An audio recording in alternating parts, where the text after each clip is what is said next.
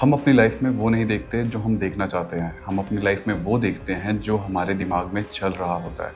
ये एक psychological experiment का रिजल्ट है और न्यूरोसाइंस भी इसको प्रूव कर चुका है। 2003 में डॉक्टर रिचर्ड वाइजमैन ने यूके में एक साइकोलॉजिकल एक्सपेरिमेंट किया। उन्होंने दो ग्रुप्स को बुलाया। एक ग्रुप जिसमें वो लोग थे जो खुद को अनलकी आइडेंटिफाई कर रहे थे और दूसरा ग्रुप जिसमें वो लोग थे जिन्होंने खुद को लकी आइडेंटिफाई किया।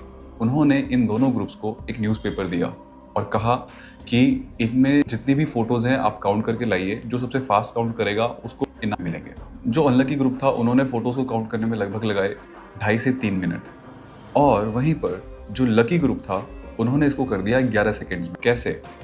तो जो अनलकी लोग थे वो बिज़ी रहे फ़ोटोज़ गिनने में, पर उसी न्यूज़पेपर के सेकंड पेज पर हाफ पेज में बड़े-बड़े अक्षरों में लिखा था, stop counting, there are 43 photos in this newspaper, go collect your reward. Unlucky लोगों ने देखा ही नहीं। उनका माइंड इतना नैरोली फोकस था टास्क पर कि उन्हें उसके अलावा कोई चीज़ नहीं दिखी। इसका रीज़न है हमारे ब्रेन में एक फ़िल्टरिंग सिस्टम, उसका नाम है रेटिकुलर एक्टिवेटिंग सिस्टम। हमारा brain her second millions of bits of data receive करता है, पर हमारे कॉन्शियस ब्रेन तक सिर्फ 40 टू 50 बिट्स का डेटा ही जा पाता है। ब्रेन फिल्टर करता है हमारे इमोशनल स्टेट पे, हमारे बिलीफ सिस्टम पे, हमारे फियर्स पे, हमारे एंग्जाइटी पे। हमारा ब्रेन वो एविडेंस ढूंढता है जो हमारे बिलीफ सिस्टम को कंफर्म कर सके।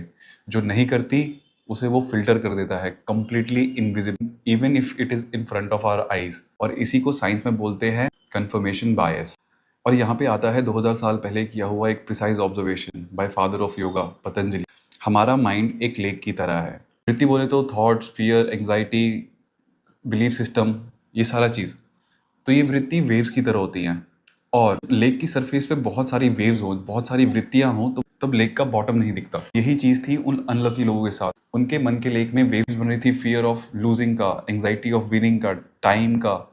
उसकी वजह से उनका पूरा फोकस नैरो हो गया था और जिसकी वजह से सिर्फ उन्होंने फोटो पे फोकस किया और कहीं पे भी नहीं। और एक बहुत मजेदार बात भगवान श्री कृष्ण भगवत गीता चैप्टर 6 में वर्स 5 में कहते हैं, उद्धरेद आत्माना आत्मानम ना आत्मा वसादयेत आत्मेव हात्मनो बंधुरात्मेव रिपुरात्मना। मतलब हमारा मन ही हमारा सबसे बड़ा दोस्त है और हमारा सबसे बड़ा दुश्मन। उस एक्सपेरिमेंट में सेम न्यूज़पेपर था, बस लोगों के मन ने डिसाइड किया कि उन्हें क्या दिखेगा और क्या नहीं। इसका मतलब ये है कि जब हमारा स्टेट सही होगा, हमारे बिलीफ सिस्टम सही होंगे, तब हमारा फिल्टर सिस्टम खुलेगा। और यही नींव रखता है मैनिफेस्टेशन की। अगर आप मैनिफेस्ट करना चाहते हो तो आपका RAS इतना स्ट्रांग होना चाहिए कि वो ऐसे एविडेंसेस को आपके दिमाग में भेजे जो प्रूव करें कि चीज़ें हो सकती हैं। That said, I wish you well, चीयरियो।